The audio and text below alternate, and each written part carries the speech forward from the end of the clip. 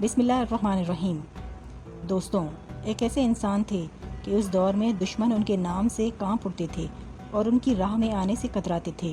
جنگ ہوتی تھی تو سارے دشمن اور فوجیں ذرہ اور جنگی لباس پہن کر جنگ لڑتے تھے، لیکن آفرین حضرت زرار رضی اللہ تعالیٰ عنہ پر ذرہ تو درکنار اپنا کرتا بھی اتار دیتے تھے۔ لمبے بال لہراتے چمکتے بدن کے ساتھ جب میدان میں اترتے تھے تو ان کے پیچھے دھول نظر آتی تھی اور ان کے آگے لاشیں۔ اتنی پھرتی، تیزی اور بہادری سے لڑتے تھے کہ دشمن کی صفیں چیر کر نکل جاتے تھے۔ ان کی بہادری نے بے شمار مرتبہ حضرت خالد بن ولید رضی اللہ تعالیٰ عنہ کو تعریف کرنے اور انعام و اکرام دینے پر مجبور کیا۔ دشمنوں میں وہ ننگے بدن والا کے نام سے مشہور تھے۔ رومیوں کے لاکھوں کی تعداد پر مشتمل لشکر سے جنگ اجنادین جاری تھی۔ حضرت زرار رضی اللہ تعالیٰ عنہ حسب معمول میدان میں اترے اور صف آرا دشمن فوج پر طوفان کی طرح ٹوٹ پڑے۔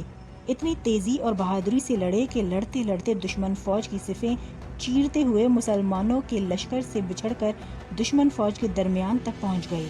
دشمن نے انہیں اپنے درمیان دیکھا تو ان کو نرغے میں لے کر بڑی مشکل سے قید کر لیا۔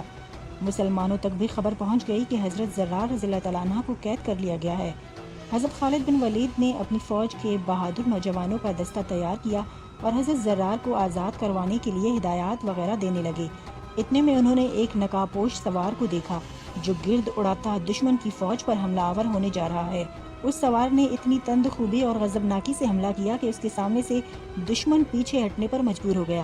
حضرت خالد اس کے وار دیکھ کر اور شجاعت دیکھ کر اش اش کر اٹھے اور ساتھیوں سے پوچھا کہ یہ سوار کون ہے، لیکن سب نے لا علمی ظاہر کی کہ وہ نہیں جانتے۔ حضرت خالد نے جوانوں کو اس سوار کی مدد کرنے کو کہا اور خود بھی مدد کرنے اس سوار کی جانب لپکے۔ گھمسان کی جنگ جاری تھی۔ کبھی حضرت خالد بن ولید اس سوار کو نرغے سے نکلنے میں مدد کرتے اور کبھی وہ سوار حضرت خالد کی مدد کرتا۔ حضرت خالد اس سوار کی بہادری سے متاثر ہو کر اس کے پاس گئے اور پوچھا، کون ہو تم؟ اس سوار نے بجائے جواب دینے کے اپنا رخ موڑا اور دشمنوں پر جارحانہ حملے اور وار کرنے لگا۔ موقع ملنے پر دوسری بار پھر حضرت خالد نے پوچھا، اے سوار، تو کون ہے؟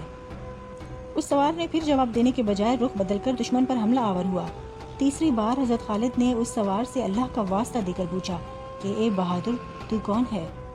تو نقاب کے پیچھے سے نسوانی آواز آئی کہ میں زرار کی بہن خولہ بنت عذور ہوں اور اس وقت تک چین سے نہیں بیٹھوں گی جب تک اپنے بھائی کو آزاد نہیں کروا لیتی۔ حضرت خالد نے کہا کہ پہلے کیوں نہیں بتایا؟